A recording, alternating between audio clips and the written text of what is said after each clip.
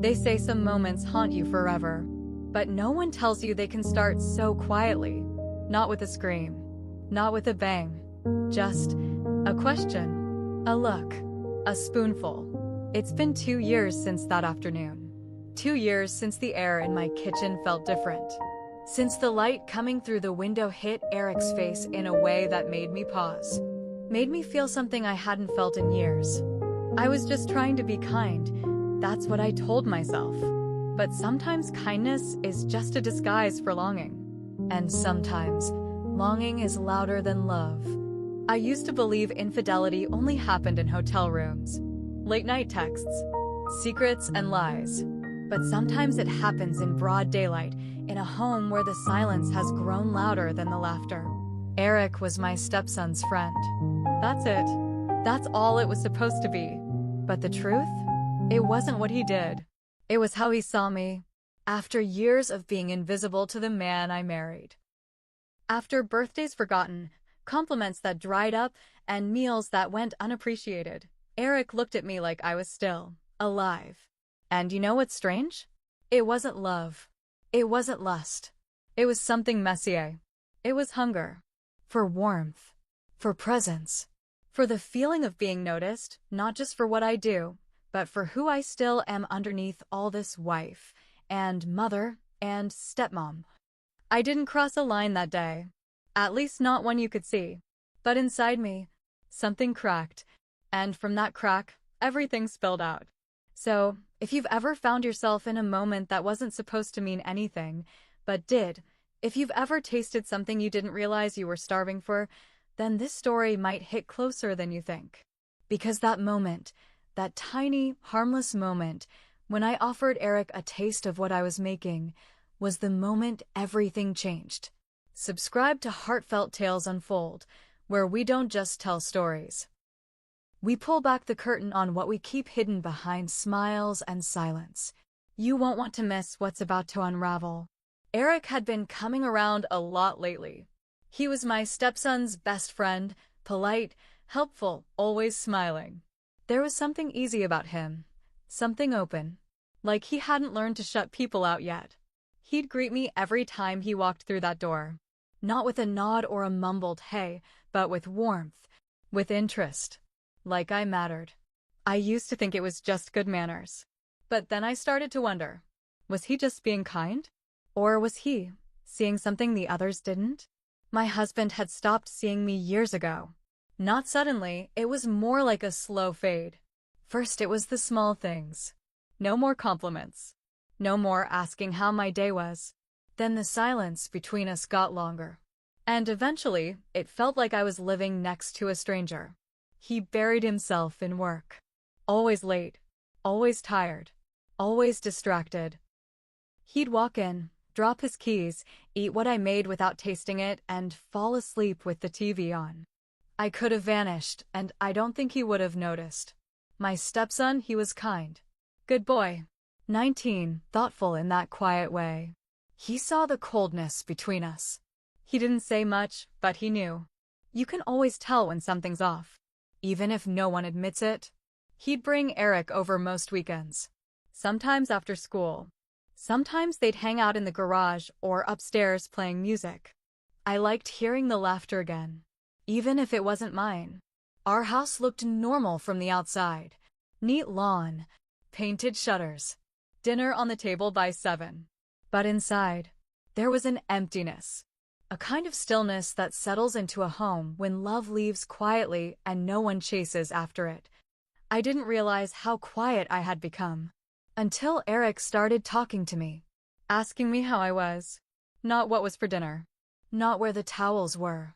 But how I was. And when he asked, he waited for the answer. I don't know the exact moment the shift happened.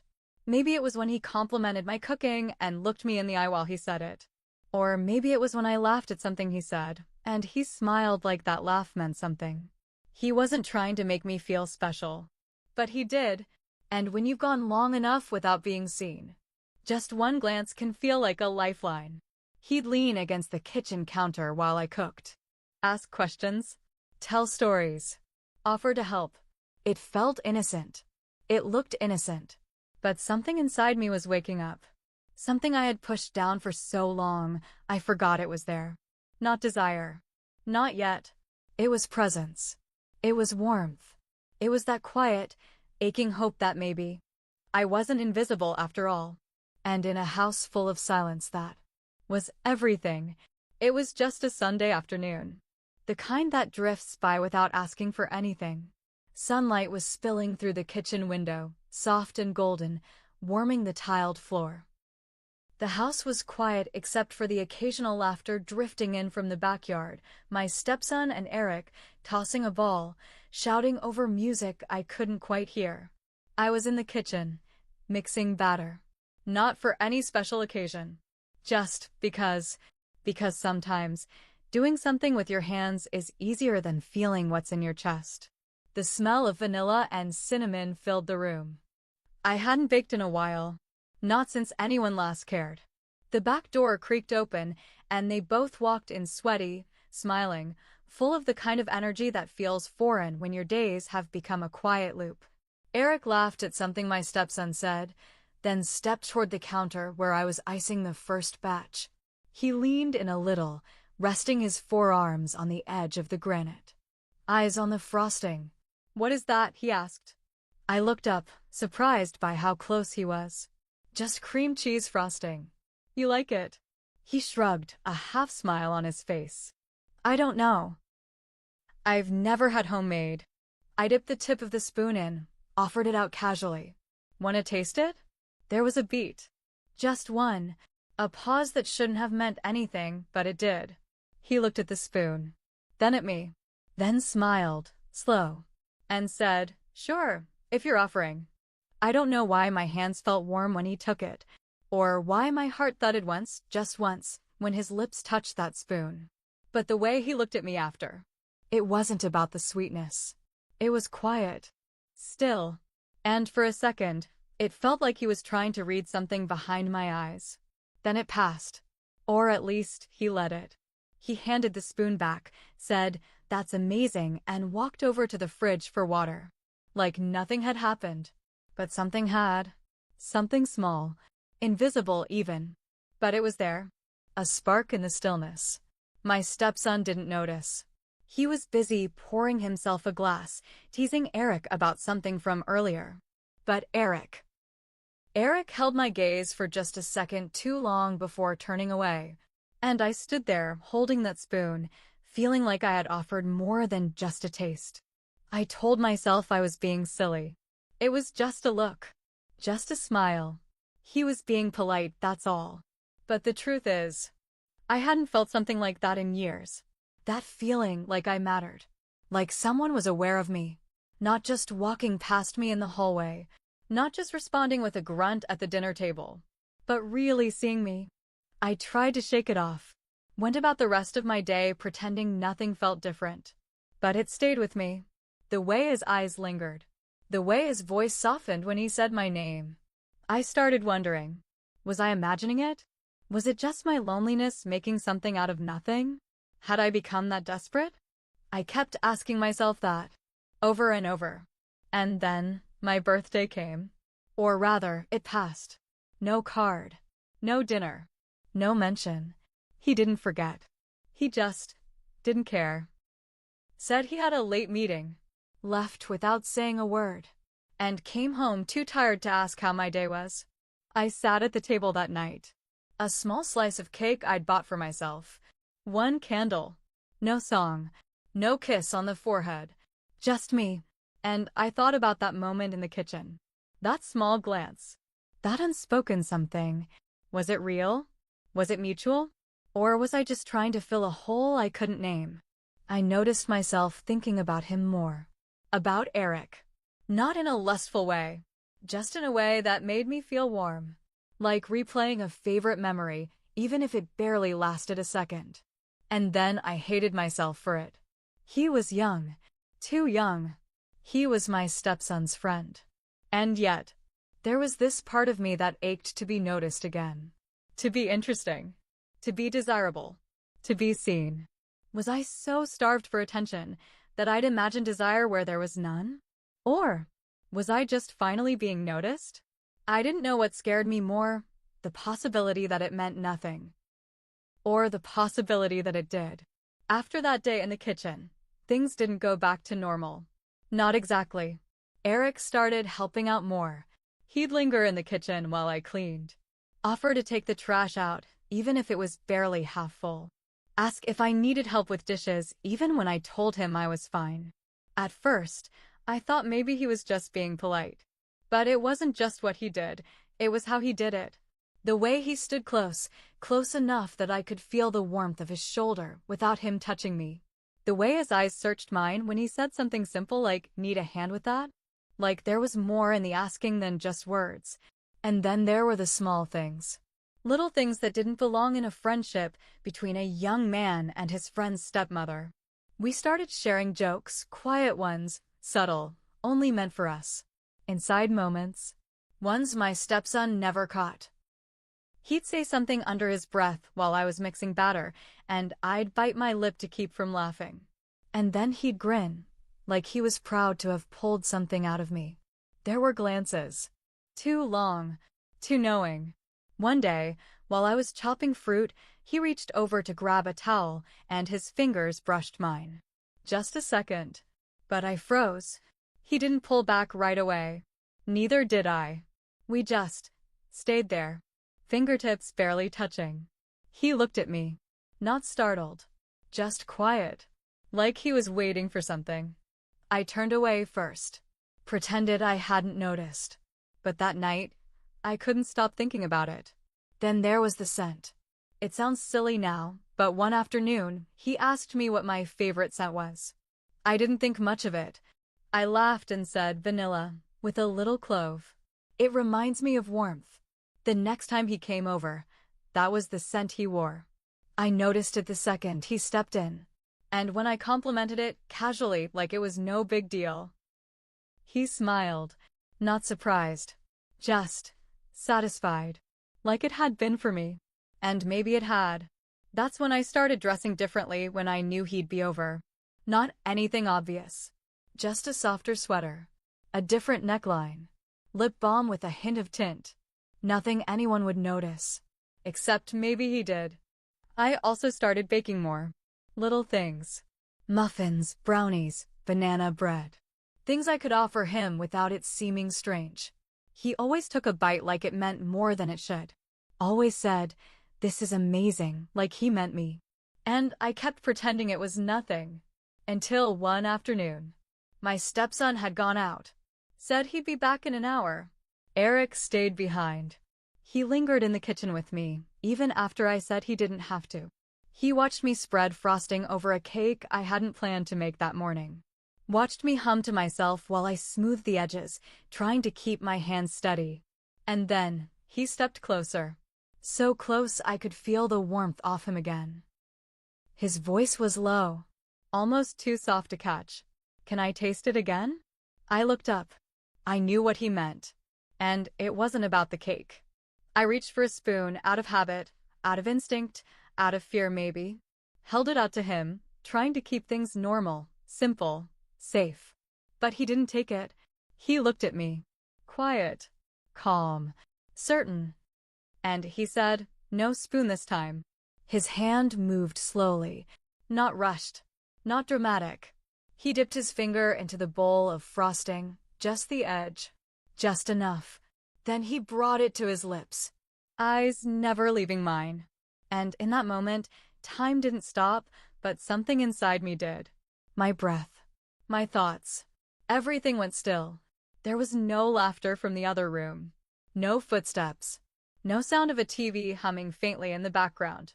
Just the quiet, the kind that hums in your bones. He tasted it, closed his eyes like he meant it, then opened them again and held my gaze like he was waiting for something to happen next. And I didn't move, didn't speak, didn't stop him, because how do you stop a moment that doesn't feel like it belongs to the world anymore? I wasn't thinking about consequences, or boundaries, or titles. In that moment, I didn't feel like a stepmother, or a wife, or someone's second thought. I felt like a woman. Wanted, chosen, seen. And I hated how much that meant to me. He didn't touch me. Not really. But that look. That slow, unblinking look. It reached places no hand ever could. It said what we were both too afraid to say. That we had crossed something. Something invisible, but irreversible. The silence between us became louder than anything I've ever heard. And the worst part? I didn't want to leave it. That stillness. That tension. That breathless moment wrapped in frosting and heat and something unspoken. I wanted to stay there. Just a little longer. Because whatever came next, I knew things would never be the same. What happened didn't involve a kiss. Or a touch. Or a single word too far. But it changed everything. After that day, something shifted. Not out loud. Not in a way anyone else could point to. But I felt it. Eric started pulling away. He still came over at first.